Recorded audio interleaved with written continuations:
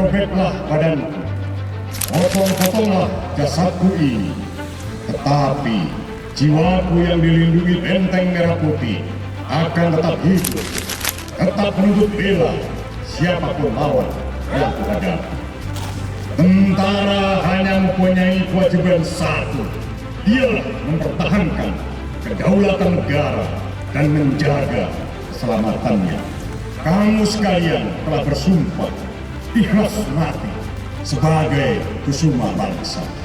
Tentara akan timbul dan tenggelam bersama-sama negara.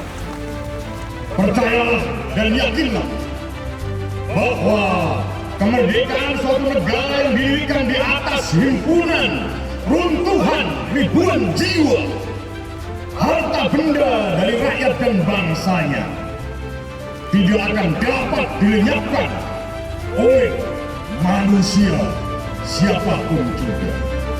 Berjuang terus, insya Allah Tuhan melindungi perjuangan suci kita. Dirgahayu TNI Angkatan Darat.